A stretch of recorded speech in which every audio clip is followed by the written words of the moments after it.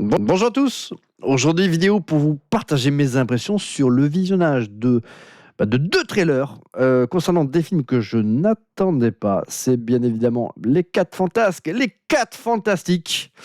Le dernier opus de Jurassic Park, Jurassic World 4, le 7e opus de la franchise. Voilà, c'est des films que je n'attendais pas, puisque ça fait un petit moment que la plupart des films de super-héros qui sortent m'ont dessus. Les projets à venir ne m'emballent pas pour un sou. J'adore les 4 Fantastiques en BD, mais voilà, vu le travail qu'a fait Marvel sur cette dernière production, je m'attendais vraiment à rien qui vaille. En ce qui concerne Jurassic World, franchement, à part Jurassic Park 1, tout le reste, c'est pas terrible. Ce Jurassic World 4, ça me disait pas grand-chose, d'autant que je m'étais pas infligé le Jurassic World 2, ni même le 3. Hein.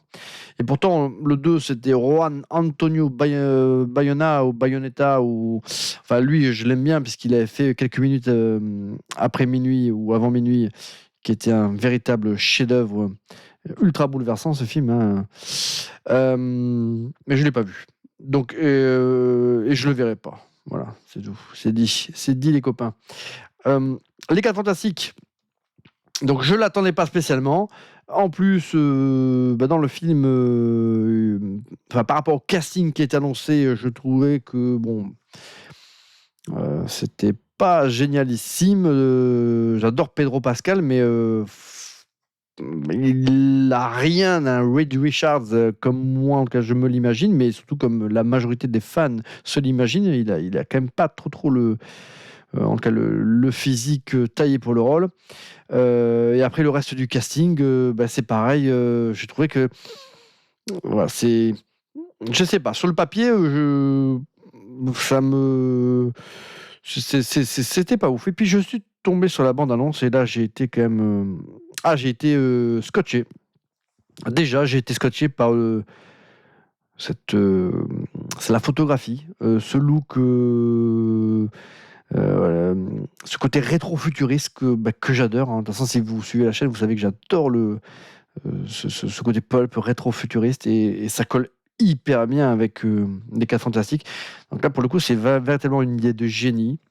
Les costumes, ils sont peut-être kitsch, mais en tout cas, ils sont ultra fidèles à l'esprit du comics. Donc, moi, j'adore la fidélité aux matériaux d'origine. C'est vraiment ce qui me saoulait dans la saga X-Men, que j'adore au demeurant, de la Fox, mais les costumes, ils n'étaient pas du tout fidèles aux comics, et ça me saoulait. Et comme on l'a pu voir dans le dernier Deadpool versus Wolverine, quand on est fidèle, même si sur le papier ça peut être ridicule à l'écran, en tout cas ça passe. Et en tout cas, Wolverine, dans son costume des comics, il était ultra cool dans le dernier Deadpool. Donc là, on a des costumes qui sont ultra fidèles. Une photographie très très cool qui fait penser aux films des années 50 ou 60. Et surtout, on a cette ambiance rétro-futuriste au niveau des véhicules, au niveau des équipements d'électroménager, mais de tous les éléments de mobilier. Mais j'adore. Là, je suis dans mon élément. En plus, je trouve que Pedro Pascal, finalement, contrairement à l'a priori que je pouvais avoir, il est ouf. De toute façon, Pedro Pascal, ça me fait ce sentiment que j'ai l'impression, un peu comme tout le monde, d'être en overdose de Pedro Pascal, puisqu'on le voit partout, que ce soit dans les séries The Last of Us, The Mandalorian, ou dans les films, comme on a pu le voir dans le dernier Gladiator, même s'il avait un rôle secondaire. On a l'impression de le voir quasiment partout, mais à chaque fois, il est excellent. Et c'est lui, il fait partie toujours des comédiens qui tirent la série ou le film dans lequel il joue vers le haut. Dans le dernier Gladiator, qui était pour moi, enfin, à mon sens, complètement Nasbrock, lui, c'était sans doute le meilleur acteur à l'écran et il aurait mérité d'avoir un rôle beaucoup plus important dans ce film-là. C'est lui qui aurait dû être même le fils de Maximus, hein, dans un contexte différent, avec une histoire différente racontée, mais franchement, voilà, Pedro Pascal, à chaque fois, il me bluffe. Donc, encore une fois, j'ai l'impression d'être en overdose de cet acteur parce que je le vois trop, mais à chaque fois que je le vois dans un projet, ben, à chaque fois, il me scotche et je me dis, ben, finalement, c'est peut-être le meilleur acteur du programme. Donc là, ben, c'est pareil, il est. Voilà, ne serait-ce que dans la bande-annonce, il calme tout le monde, hein. Donc, après, il y a d'autres acteurs que je connais pas spécialement, mais on a Vanessa Kirby. Vanessa Kirby, une actrice qui est voilà, magnifique. Elle a un charme, cette actrice, mais de dingue. Moi, je l'avais découvert dans la série The Crown, hein, dans le premier âge, si on peut dire, dans la jeunesse de la reine Elisabeth. Elle incarnait, elle, le rôle de Margaret, hein, dans sa version jeune du personnage. Elle était sublime. Après, on a pu la voir dans pas mal d'autres projets, et notamment dans le Dan Napoléon, hein, que je n'ai pas vu, voilà, qui ne me dit rien qui vaille par rapport à toutes ces transgressions historiques, mais ça, je l'ai déjà évoqué. Je le verrai, mais quand je le verrai, j'ai vu qu'a priori, je le verrai sans doute qu'une seule fois. Je veux le voir en version longue, tant qu'à faire. Et j'ai pas réussi à mettre la main dessus pour l'instant. Donc, bon, Napoléon, je le verrai. Ne serait-ce que parce qu'il y a Vanessa Kirby dedans et qu'elle est sublime, cette actrice. Après, c'est vrai que sur le papier, je ne l'imaginais pas forcément en Sue Storm, hein. Mais dans le film, finalement, ça passe, hein. C'est une autre voilà, idée du personnage. Physiquement, elle est, en tout cas, très très proche d'une version très années 60-70 du personnage, un petit peu plus en décalage avec les versions comics plus récentes, que moi j'avais un peu plus en tête, hein, comme celle des années 90-2000, ou même 2010, hein.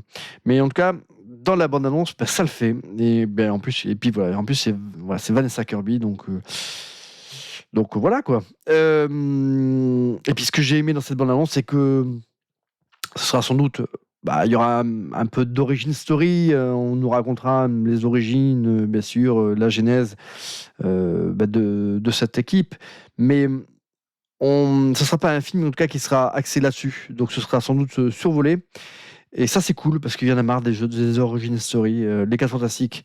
En plus, il y a quand même eu une chier de films, hein, entre la version qui avait été interdite, mais que tout le monde peut voir aujourd'hui, celle produite par Roger Corman, qui est pas si nul que ça d'ailleurs. Et l'Écran Fantastique a fait un petit article très très sympa sur cette version-là, produite par Roger Corman dans les années 90, des 4 Fantastiques. Donc ça c'est cool. Voilà, c'est un film que j'ai vu, que j'avais bien aimé. C'est une micro-production fauchée, mais qui était en tout cas ultra sympathique, hein, ce 4 Fantastiques version Roger Corman.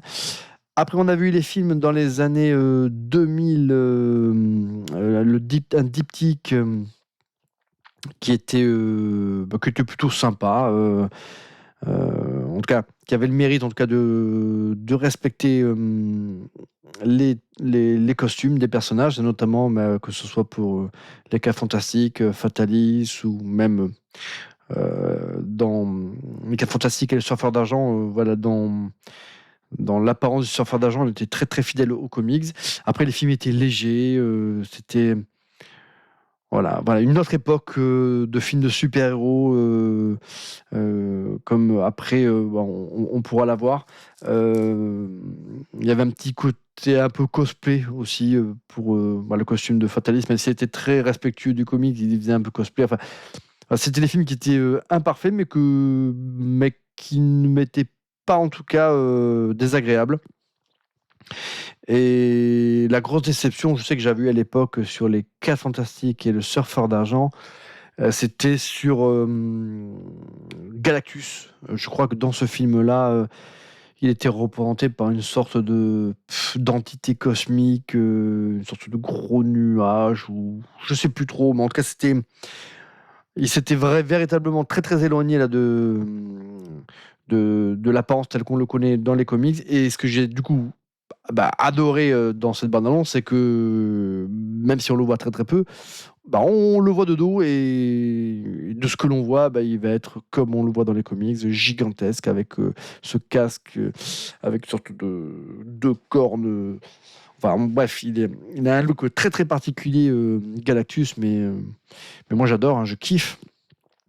Donc voilà, dans cette bande-annonce, j'ai retrouvé tout ce que j'aime dans les 4 Fantastiques, l'époque, le côté rétro-futuriste, la fidélité des costumes, le fait que ce soit pas une origin story et voilà, qu'on soit pas à la fin en se disant ah c'est pas mal, mais allez, vivement les 4 Fantastiques 2 pour on ait véritablement ce qu'on attend de ce groupe. Et là non, là véritablement on devrait avoir dès le premier film, on devrait avoir de quoi s'en mettre sous la dent et sans être toujours dans l'attente, dans la projection d'un deuxième opus ou d'un troisième opus qui enfin va lâcher les chevaux. Ben là, on devrait véritablement voir de quoi est faite la bête dès le premier opus.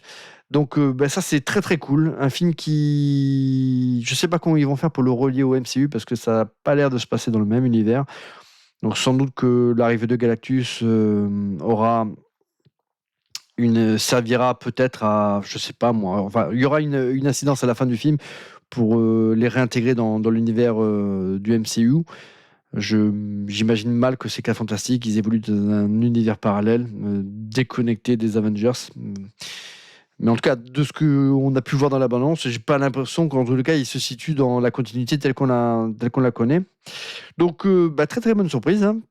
En ce qui concerne Jurassic World, alors, attendez, si, avant d'aller sur Jurassic World, il y a eu également une version des 4 Fantastiques de Josh Josh Tran, comment il s'appelle déjà lui? À chaque fois, j'arrive jamais à me rappeler Josh Tran, celui qui a fait. Qu'est-ce qu'il a fait lui déjà, lui? Josh Trank, il a fait un film que j'adore. Oui, Chronicle. Oui, bien sûr, Chronicle. Oui. Chronicle, c'est un chef-d'œuvre, hein. C'est peut-être même l'un des meilleurs films qui traite. Alors, c'est pas un film de super-héros parce qu'il n'y a pas véritablement de super-héros dans ce film. En tout cas, il y a des personnages qui vont avoir des facultés surhumaines. En tout cas, voilà, Chronicle, c'est du génie. Ce film, c'était vraiment du génie. Les 4 Fantastiques fait par Josh Trank, c'était de mémoire, c'était pas ouf. C'est un film qui a été charcuté par la société de production. Il avait perdu le montage final. Il y a eu pas mal de coupes. Je sais qu'à l'époque, quand les bandes annonces étaient sorties, on avait pu voir, il y avait plein de séquences qui avaient l'air d'être assez cool, notamment une séquence où je crois qu'on voyait la chose qui est sautée d'un hélicoptère. Il y avait plein de petites scénettes qui avaient l'air d'être très très cool et qui ont été sorties du métrage, hein. On ne les retrouvait plus dans le film. Le film, il était expurgé de tout ce qui avait l'air d'être hyper cool et qui avait été présenté dans les bandes annonces. Donc il y avait une compression là, de l'intrigue. Au niveau du casting, ils avaient essayé d'innover un petit peu. Je n'étais pas hyper fan. J'aurais bien aimé avoir une vraie version sérieuse des 4 Fantastiques, mais fidèle quand même au matériau d'origine. Mais après, voilà, ce qui m'avait véritablement gêné, c'était le fait d'avoir l'impression de voir un film complètement charcuté, avec des effets spéciaux ultra approximatifs, presque dégueulasses à la fin.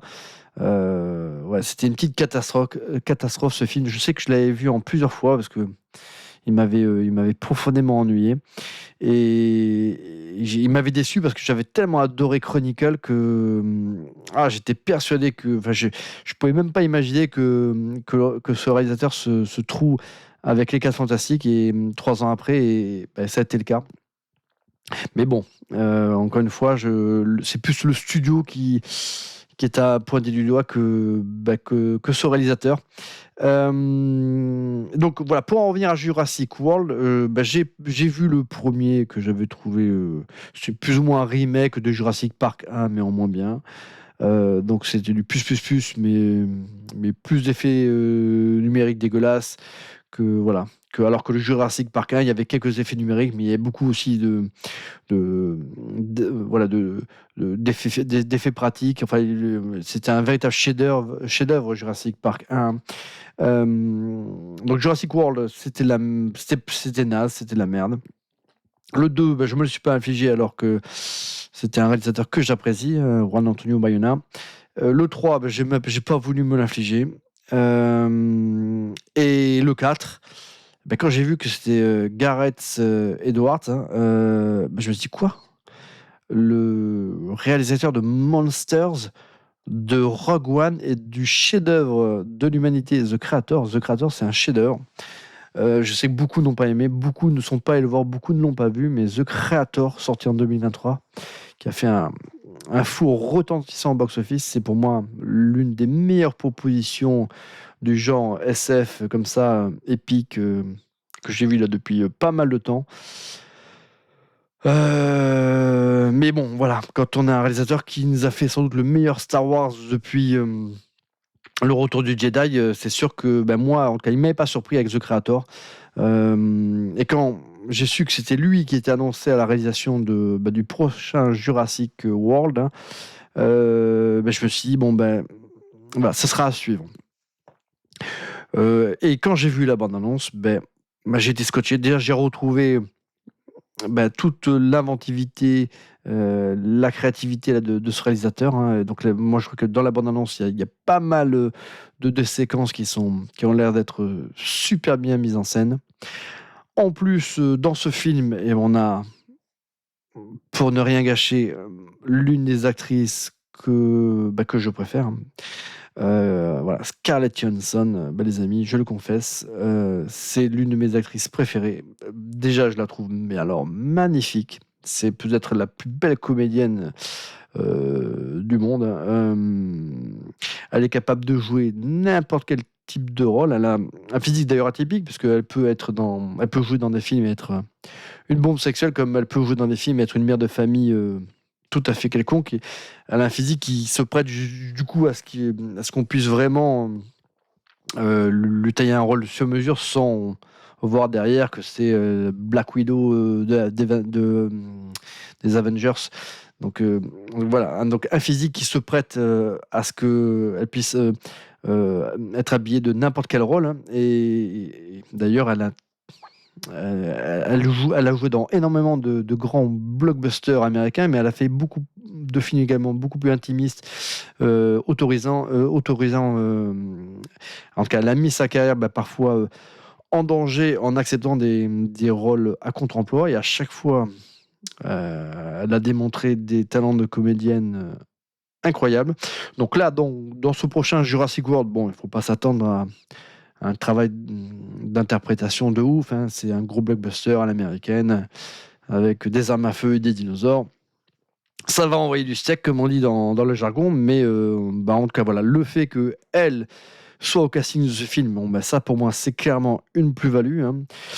Le fait que ce soit encore une fois Gareth Edwards, ça aussi c'est une plus-value parce que il ne s'est jamais trouvé. Hein. Son Godzilla de 2014, c'est sans doute le meilleur Godzilla version américaine qui nous a été donné.